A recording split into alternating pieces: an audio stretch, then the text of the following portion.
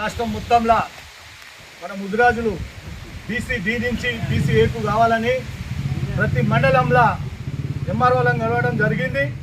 అందులో భాగంగా మా గట్కేసర్ మండలంకు గౌరవ పెద్దగా వచ్చిన ముర రవికాంత్ గారికి, పండుగ బాలు గారికి, ఇక్కడికి వివిధ గ్రామాల నుంచి వచ్చిన నా ముదిరాజ్ అన్నదమ్ములకు అందరికీ పేరు పేరున ధన్యవాదాలు తెలుపుకుంటూ, గత ఇంతకుముందుకు కాంగ్రెస్ గవర్నమెంటు వైఎస్ రాజశేఖర రెడ్డి చనిపోకముందు మాకు ఆ రోజు డిక్లేర్ చేసిండు. అప్పుడు ఆ డిక్లరేషన్ బీసీ డి నుంచి బీసీ ఏకు మార్చిండు. ఆయనను జీవితంలో ఎప్పటికీ మేము ఆయన దివంగత చనిపోయినాక కూడా ఆయనను ఇప్పుడు గుర్తు చేసుకుంటున్నాం. అంటే మన కాంగ్రెస్ గవర్నమెంట్లో ఇంతమందికి ఇచ్చింది కాబట్టి అప్పుడు బీసీ డి నుంచి ఏకు వచ్చినప్పుడు మన వాళ్ళకి ఎంతో మంది ముదిరాజులకు కొంతమందికి జాబులు వచ్చినాయి, కొంతమంది స్టూడెంట్స్కు సర్టిఫికెట్లు వచ్చినాయి.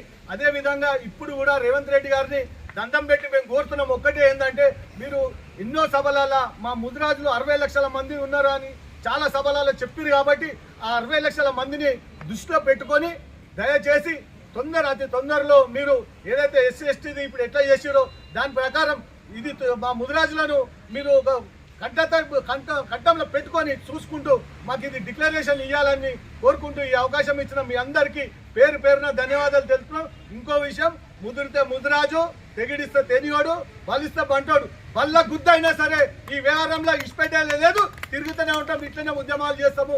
అయ్యా రేవంత్ రెడ్డి గారు, మీకు దండం పెడుతున్నా. మేమంతా మీకు ఇంతకుముందు కూడా సహకరించాం, ఇప్పుడు కూడా ఎల్లవేళలో సహకరిస్తాం. అందుకనే చెప్తున్నాం, మాది బీసీ నుంచి మాకు బీసీడీ నుంచి ఏకు తీసుకురావాలి. మా విద్యార్థులు చాలా మందికి ఉద్యోగాలు దొరకలేవు, ఇంకా మేము చేపలు పట్టుకొని బతకబడే పరిస్థితి ఏర్పడుతుంది. కాబట్టి మా మీద దయతలిచి, మా ముదిరాజుల మీద దయతలిచి ఈ గవర్నమెంట్లోనే ఇప్పుడే ఈ సంవత్సరం లోపలినే మీరు చేశారని ఆశిస్తూ మీ అందరికీ పేరు పేరున ధన్యవాదాలు తెలుపుకుంటున్నాను.